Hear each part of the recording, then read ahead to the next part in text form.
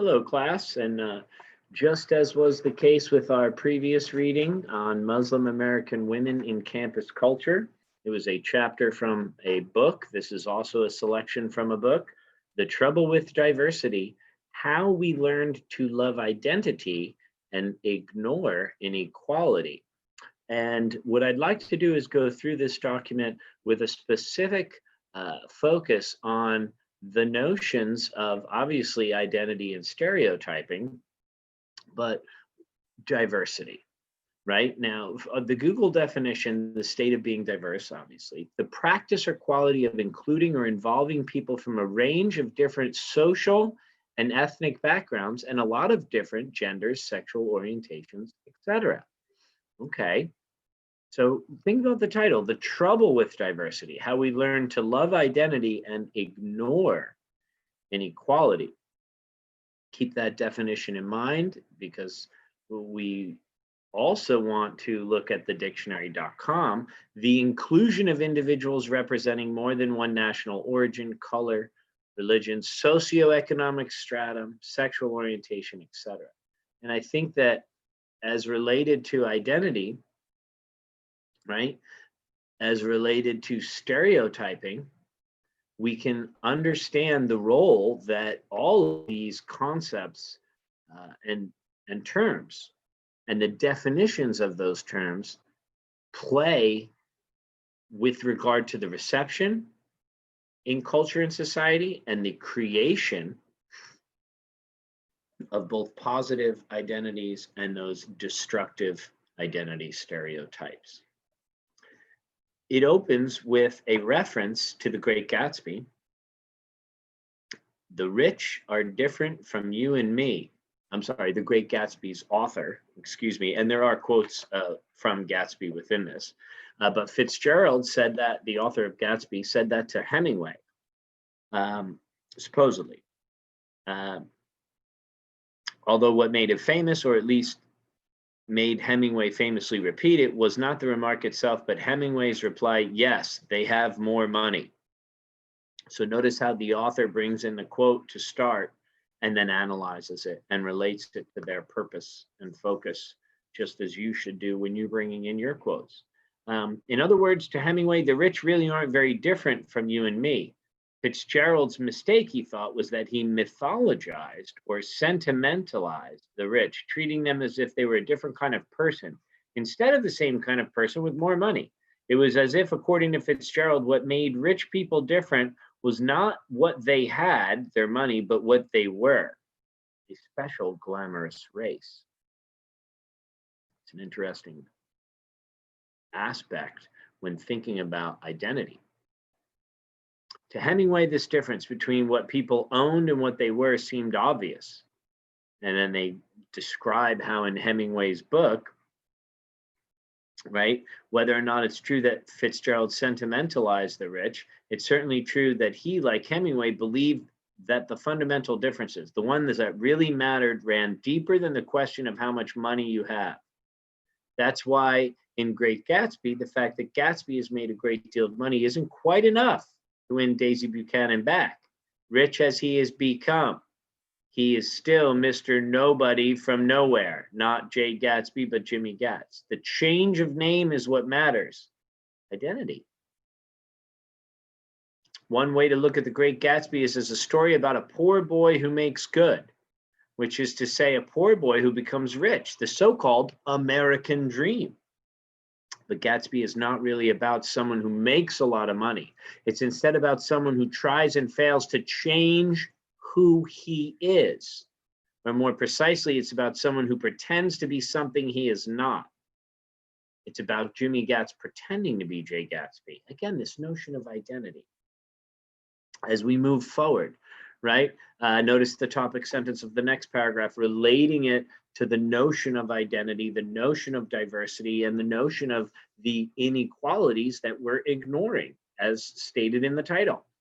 The Trouble with Diversity, How We Learned to Love Identity and Ignore Inequality.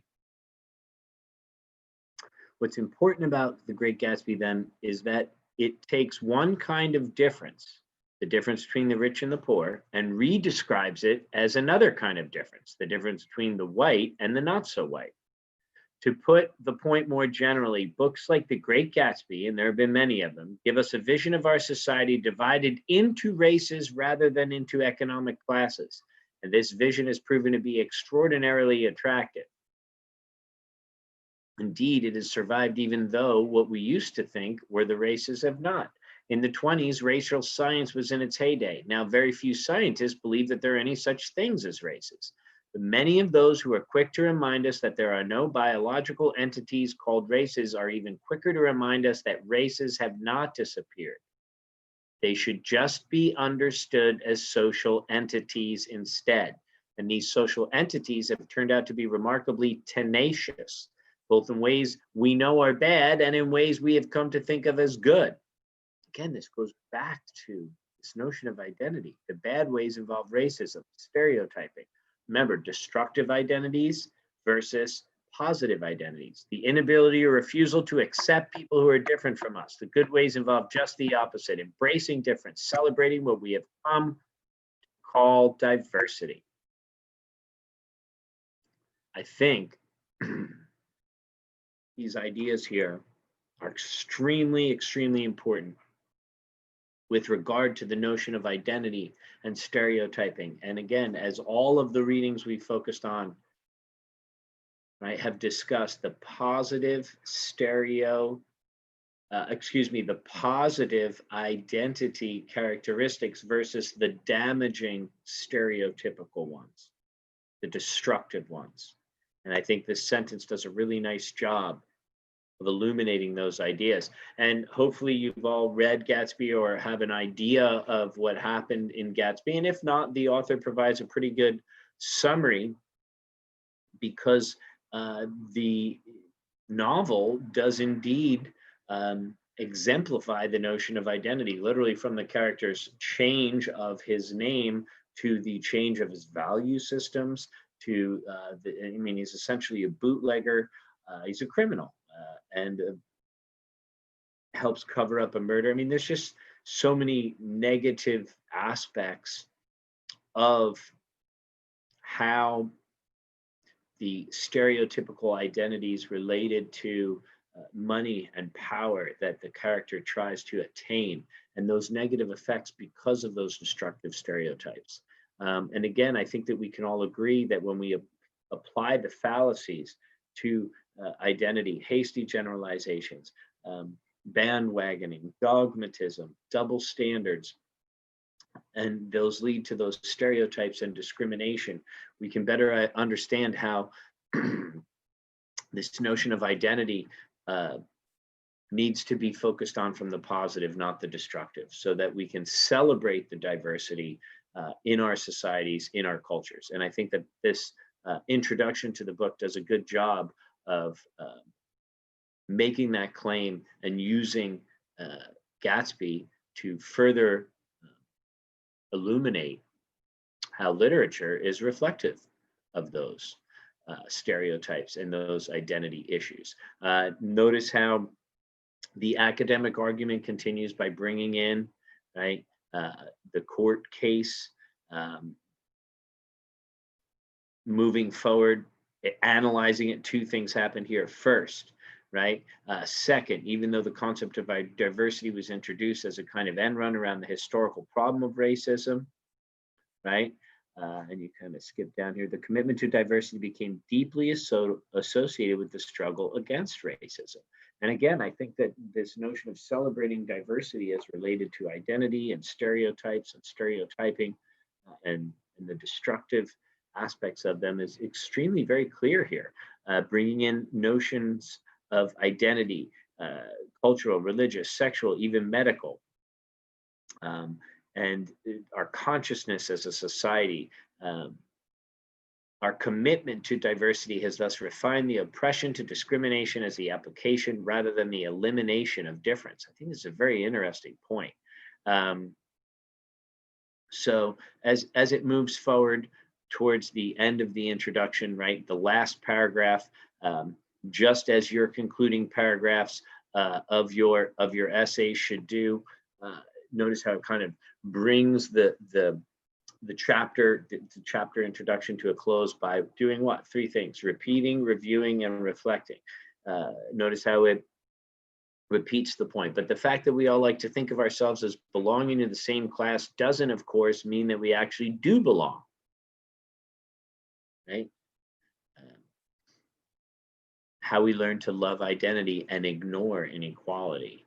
Remember the title, reflecting back on the purpose of the book. Bringing in a reputable source, right? And then analyzing that quote. The last few decades have seen a huge increase in inequality in America. Absolutely. The rich are different from you and me. And one of the ways they're different is they're getting richer and we're not. And while it's not surprising that most of the rich and their apologists on the intellectual right are unperturbed by this development, it is at least a little surprising that the intellectual left has managed to remain almost equally unperturbed. Again, restating the point that we need to look at this from a political, a socio-economic standpoint to better understand how identity relates to discrimination and stereotypes that have a damaging effect on our culture and society. Skipping further, so for 30 years, while the gap between the rich and the poor has grown larger, we've been urged to respect people's identities, as if the problem of poverty would be solved if we just appreciated the poor. From the economic standpoint, however, what poor people want is not to contribute to diversity, but to minimize their contribution to it. They want to stop being poor. Celebrating the diversity of American life has become the American left's way of accepting their poverty, of accepting inequality.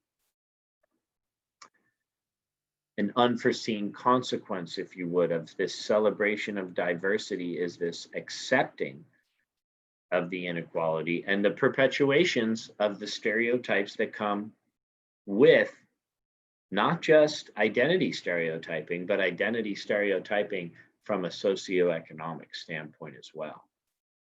So I hope that this video lecture, as well as this introduction to the book, has been helpful in helping you to further grasp very, very difficult to kind of unpack and digest issues of identity and celebrating diversity, but at the same time not ignoring the inequality, as the title aptly put. Thanks for watching and listening. And as always, let me know if you have any questions.